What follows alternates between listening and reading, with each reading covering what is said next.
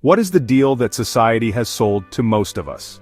It goes something like this. Go to school, get a good job, work really hard for 40 or 50 years, save your money, and then, finally, when you are 65 years old, you can retire, and, at last, start truly living your life. This is what Tim Ferriss calls the deferred life plan. But what if that entire plan is a trap?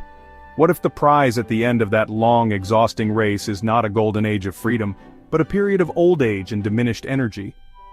What if you could have your retirement now, not as one giant chunk at the end of your life, but sprinkled throughout your life in a series of rich and exciting adventures? In his radical, provocative, and world-changing book, The 4-Hour Workweek, Tim Ferriss launches a full-scale assault on these traditional ideas. This is not a book about being lazy. In fact, it's a book about being more effective and more productive than you ever thought possible.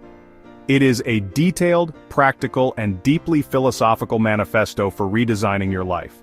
It's about escaping the 9-to-5, living anywhere you want, and joining a new class of people he calls the new rich, whose primary currency is not money but time and mobility.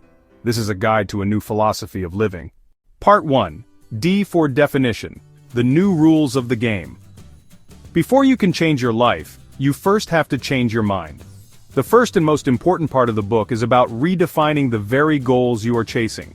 Ferriss argues that we are all trapped by a set of outdated and flawed assumptions about work and life.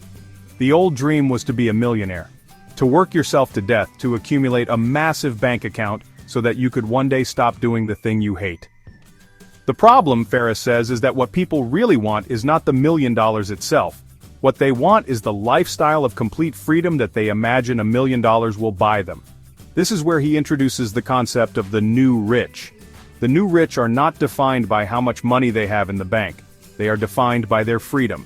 They are the people who have designed a lifestyle where they have complete control over their time, their location, and their work. They might not be millionaires, but they can live like them by creating a system that generates enough income to fund their adventures, without requiring their constant 9-to-5 presence. To do this, you first have to reject the old metrics of success. The new rich understand that busyness is not a badge of honor. It is a form of laziness, a failure to prioritize. They understand that the goal is not to work for the sake of working, but to accomplish specific, important tasks in the minimum amount of time possible. They value effectiveness over effort. This new definition requires a radical shift in your thinking. You must stop asking, what do I want to have?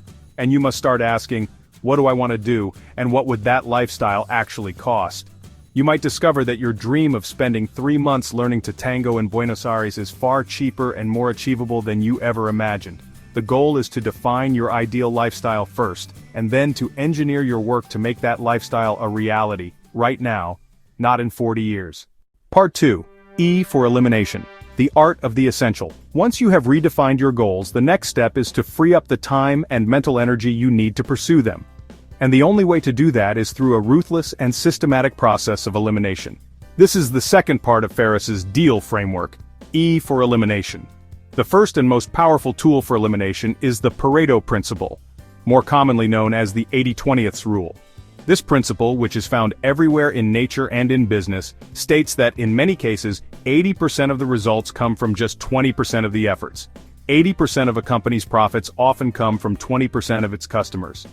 80% of your stress probably comes from 20% of your problems. The key to massive productivity is to identify that vital 20%, the tasks, the clients, the activities that are generating the vast majority of your positive results, and to focus all your energy there. And then you must have the courage to ruthlessly eliminate, automate, or delegate the other 80%, the trivial many that are eating up your time for very little reward. The second powerful tool is Parkinson's law. This law states that a task will swell in importance and perceived complexity to fill the time that you allot for its completion. If you give yourself a week to complete a simple project, it will take you a week. If you give yourself 2 hours to complete that very same project, you will almost certainly get it done in 2 hours. The new rich use Parkinson's law to their advantage by setting aggressive and seemingly impossible deadlines. By giving yourself a very short amount of time to complete a task, you are forced to focus only on the absolute essentials. There is no time for procrastination, for perfectionism, or for unimportant details. It creates a state of intense, productive focus.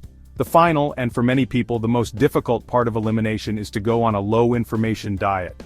Ferriss argues that in our modern world we are drowning in a sea of useless, irrelevant, and anxiety-provoking information. We compulsively check the news, we scroll through social media, we read dozens of articles that have no direct bearing on our lives or our goals. This is not being informed, it is being distracted. He recommends a radical detox. For 1 week, consume no news, no non-fiction reading, and no aimless web surfing. The goal is to create a space of mental silence to see how much of your information consumption is just a habit, a form of procrastination, and then, to cultivate the habit of asking before you consume any piece of information, is this useful to me right now for my most important tasks? Part 3. A for Automation. Building your muse.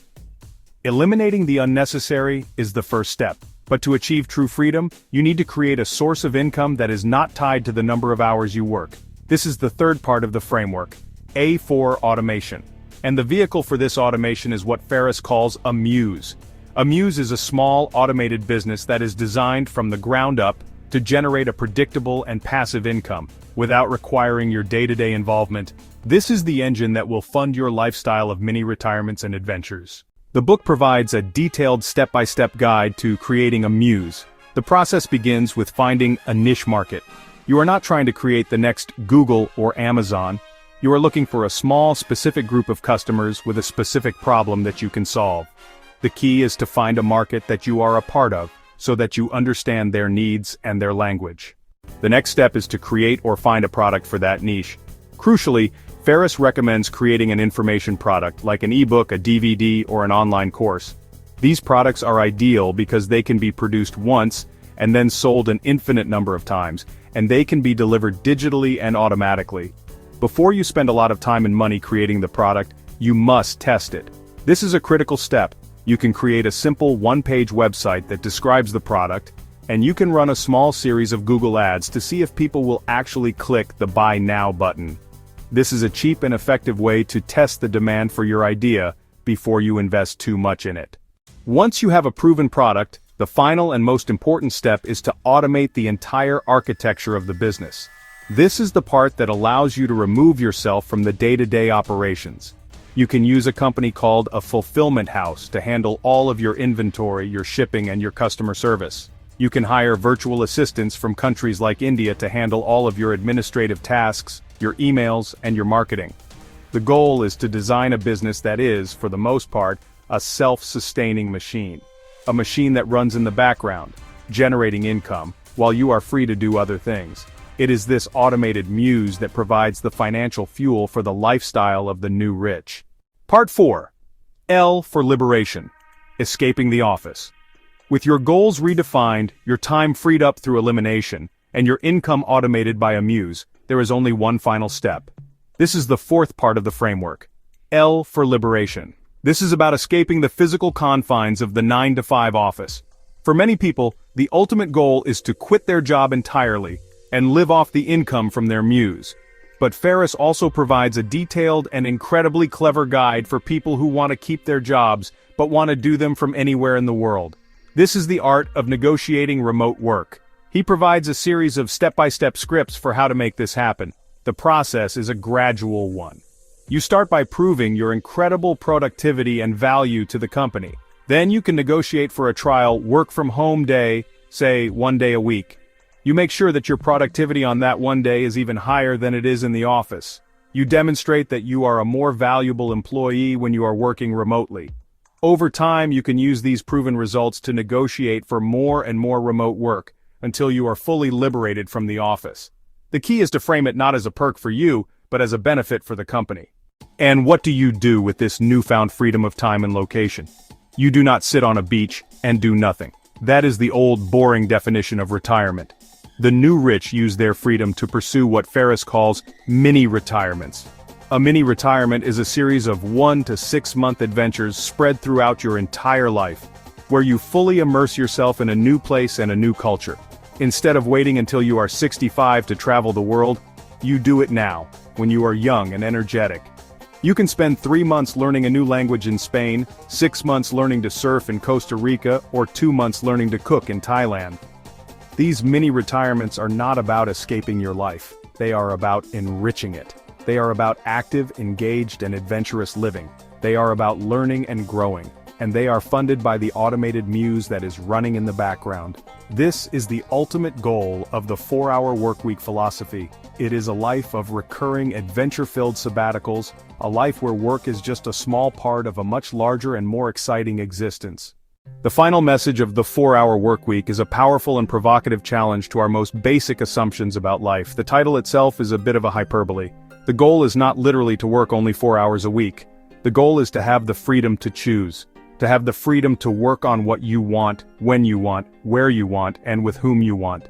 It is a philosophical argument for putting living at the very center of your life, and for designing your work to serve that life, rather than the other way around. It is a call to stop waiting and to start living. It's an inquiry into the very nature of a life well lived. If you are ready to question the default path, and to start designing a life that is truly and uniquely your own, then you are in the right place. Welcome to Geeky Philosopher. Subscribe, and let's continue to explore the radical philosophies that can change our lives.